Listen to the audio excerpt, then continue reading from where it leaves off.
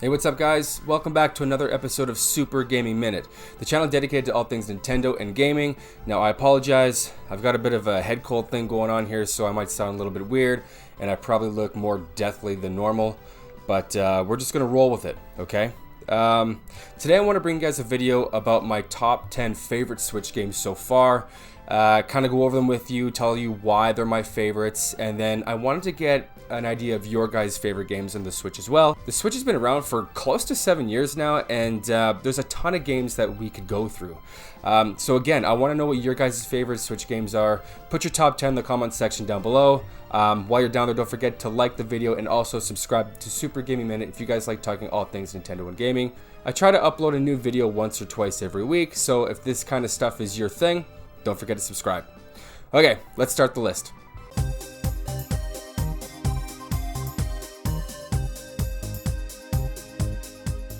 As mentioned, this video is a list of my 10 favorite Switch games so far.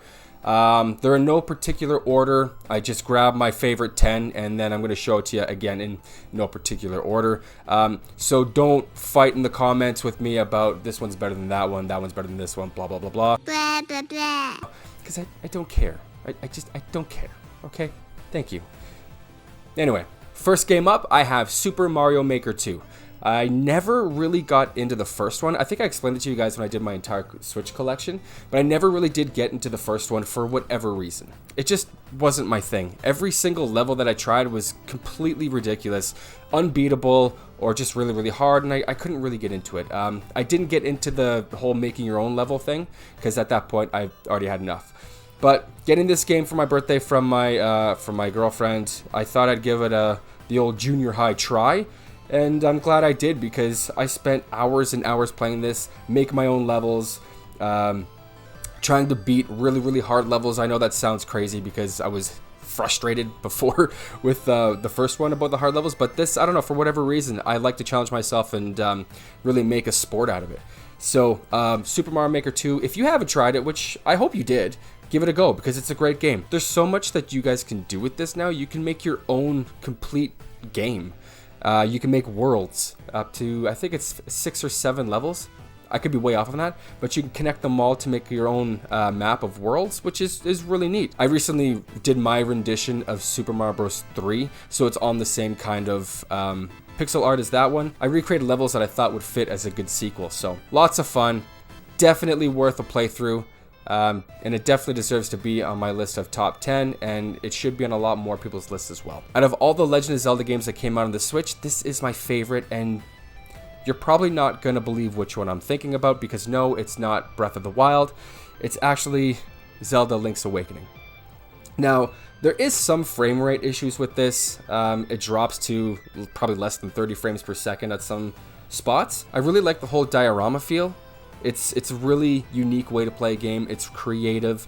It brings life into an older game that kind of didn't age. I'm going to watch my mouth here. Kind of didn't age well, just because it was on really, really old hardware. This was a great way to bring this game into the next generation of gaming, and I think more people should play it. It's not the most difficult Legend of Zelda game. It's not the biggest Legend of Zelda game, but it's definitely worth a playthrough or two. Pick it up, try it out. It's awesome. The next one could be a little bit controversial just because of the way that Nintendo did it, but it's a fantastic game. It's got all the best games in the Mario 3D library, and yes, you guessed it, it's Super Mario 3D All-Stars. But it's a lot of fun. I mean, these games will never not be fun. The controls can be a little frustrating on some of them, but it's no worse than what you have on the original hardware, so big friggin' deal. And now you can play Mario Sunshine with an actual GameCube controller. That's pretty solid. I mean, they could have gone a lot bigger with this, really justify that $80 Canadian price tag here, $60 obviously American. But, you know, it's a good collection of games. It has some pretty cool soundtracks added to it as well. And I really think that it's a standout title for anybody's collection. And because of how epic these games are and how timeless and classic they are, it deserves to be in the top 10. Okay. Now, I'm going to share with you guys probably the most beautiful looking game on the Nintendo Switch. Don't know if you'll believe me on that or not, but I really truly think it is, and that is Luigi's Mansion 3. Got this game, again, I think it was a birthday gift. I didn't pick it up around Halloween when it was released. I kind of slept on it, and I don't think I should have for obvious reasons. It made my top 10. And I really enjoyed the first 2 Luigi's Mansion games. But for some reason, it came out and I was like, yeah, I'll pick it up at some point. And I never did. Thankfully, I have someone who cares about me and loves me enough to buy it for me because I won't buy it for myself. I literally played through it in a couple of days, and then I played through it again, and now I play through it almost every Halloween. It's a fantastic game. Luigi's Mansion 3, again, a beautiful game. New mechanics in the game with Gooigi. It's just a ton of fun. And, I mean, Luigi needs more love, so give Luigi love. Buy his game. Okay, thank you. Alright, next one up. It's no surprise that this is on the list. One of the very first Switch games to be released, and still one of the best. And if you haven't played it, what the hell are you doing? You have to pop it in and give it a go. It is Super Mario Odyssey. I mean, this is on everybody's list. If you have a Switch, this is on your top 10 best games. If you're not, you're absolutely crazy, and you should be ashamed of yourself, and you should be in prison. This is the best. It's the best. Best. Anyway, I mean, every single Mario game that comes out, every single Mario 3D platformer that comes out is a banger, except for maybe a couple. Full of fun, full of nostalgia, especially when you get to go to Princess Peach's castle from the Mario 64 game and collect the stars from that too, which is really neat. Just a really, really fun game. The big worlds that you can traverse, the enemies that you fight at the end, the puzzles are awesome. It's big, it's beautiful, like someone special I know. It's on everybody's list, and it's on mine too. Okay, so in my Switch collection video, I kind of had a hard time choosing between 2 games for my favorite Turtles game. And I went with Cowabunga Collection because of nostalgia and all that stuff. I had already played Shredder's Revenge, and at the time, I really did think that the Cowabunga Collection was the better game. After playing through them again and getting my limited run box set, I switched my tune a little bit, and I think that Shredder's Revenge is now beaten out the Cowabunga Collection, which is really hard for me to say because I am a very nostalgic person, as I mentioned in that video. But playing a brand new Turtles game in 2022, 2023, in the same art style as the 80s Turtles and all those games that we played back in the day, but with updated graphics, with better sound, all these things, it just makes for a better playing experience. So this has won out and made my top 10 versus the Cowabunga Collection. Honestly, I probably would have included both of them, but I just don't think that's fair because there's other games in here that deserve that spot as well. So I'm going to have to say sorry to the Cowabunga Collection and put Shredder's Revenge on my top 10 list. Okay, so the next game, again, is on everybody's list. Again, one of the first games that came out back in 2017. It's The Legend of Zelda Breath of the Wild. Say what you want about this game. I mean, yeah, everybody loves the game. Almost perfect scores on Metacritic and all that stuff. Everybody has a problem with the weapon break system. I think it's great. I'm going to get shot for that, probably. But I seriously do. I think it's a great mechanic. I mean, it really helps you strategize your fighting. And then it puts a element of surprise, and it puts an element of panic when your weapons break and you're fighting a big boss. It's a lot of fun. I don't understand why people hate on that part of the game.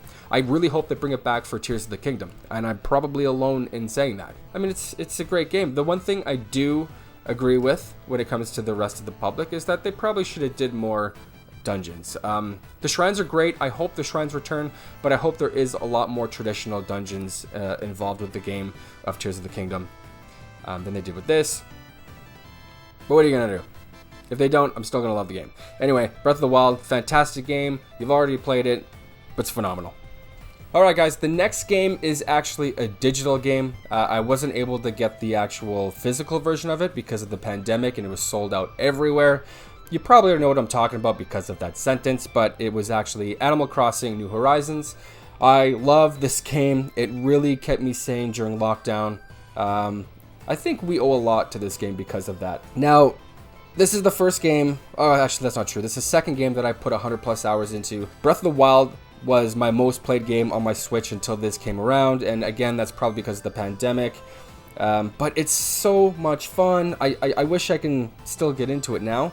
I haven't really played it in a long time, but it deserved to be on the top 10 list just because of how many hours I put into it, what it did for me during the pandemic, and just being an all-around fantastic game.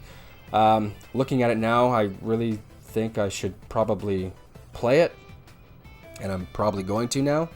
It's great. I mean, even my kids started playing it. I think this is my daughter's first game she ever played.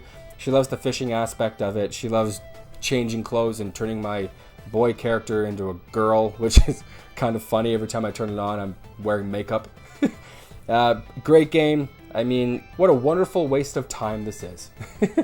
Alright guys, now the next game is another digital game that I bought. It's a multi-platform game again, but I picked it from my top Switch games because, well, that's where I played it, and it's the first time I played it was on the Switch, and it's probably one of the better versions of the game, to be honest with you, and that is Dragon Quest XI. Awesome game. Played through it a couple of times. It's honestly the JRPG that got me back into JRPGs. After I finished this game, there was a void left in my heart, so I picked up Trials of Mana, which was also a good game, but nothing like Dragon Quest. I had such a good time playing Dragon Quest, and it's funny because this is a really good game, but because I was comparing it to Dragon Quest, it fell really short. So yeah, Dragon Quest definitely made the top 10, and I'm probably going to play this one again really soon as well. Alright guys, last but not least, and I know that I said that this list is in no particular order, but I did save this one for last because it is my all-time favorite Switch game, and that game is Metroid Dread. I love Metroid. I played Metroid for the first time at, you know what, I don't even know where I played it. I think it was an uncle's house. It could have been a friend of my dad's, but I think I met him one time, and that was the time I played Metroid at his place on the NES, and then I never seen the guy again. It was a weird time in my life. Anyway, I love Metroid. From the first one to, you know, Metroid Dread and all the Prime games in between. They're all fantastic. And I'm really excited about Metroid Prime Remastered, by the way, but I haven't played it yet because I'm waiting for the physical release. And I can't justify paying $50 Canadian for both to bring the game up to $100. So I'm just patiently waiting for the physical release of that game. Dread is going to have to keep me company and keep me busy up until that time, which I've already played through it a couple of times, so that's not going to be a problem. This game has sold about 3 million copies. It should have been a blockbuster. I mean, it's just so much fun, and I think the downfall is because people don't really realize that you can have a 2D platformer and it can still be a AAA blockbuster hit. You can still have in-depth stories. You can still have really tight gameplay. And I don't think people gave it the chance that it deserved. And it's unfortunate because the Metroid series spanned a whole genre of game. And, you know, there's a reason for that. And this game lives up to that hype. So play Metroid Dread. You'll love it just as much as I do. I know for sure. My favorite Switch game of all time, and I don't think that that's going to be beat until the new Metroid game comes out. So, awesome game. Alright guys, and that's my list of top 10 favorite Switch games so far, and I'm excited for what this year is going to bring. It looks like there's a lot of fun games coming out in the first half of this year. The second half sounds like it's going to be maybe not so good, but 2023, at least for the first little bit, sounds like it's going to be an awesome time. I can't wait to get my hands on Kirby. That's going to be an epic remaster of that game. And then of course Octopath Traveler 2, that's going to be a blast. And then all the other games that Nintendo announced at the recent Direct that we had last week. Again guys, don't forget to comment down your top 10 favorite Switch games. Tell me which games of mine made it to your list. And let me know if you played Metroid Dread, because I'm pretty sure there's a conspiracy to keep Metroid down. 3 million people seems like a really low number. I'm pretty sure more people bought that game, and if they didn't, for shame. Shame on you. And buy it. It's wonderful. Anyway guys, I hope you liked the video. If you like videos like this, don't forget to subscribe to Super Gaming Minute for more. Like the video on your way out, and if you want to see the video I made of my entire Switch collection, click on the video right here, and it'll take you right to that. Alright guys, thank you so much. You know I appreciate each and every one of you, and as always, keep on gaming.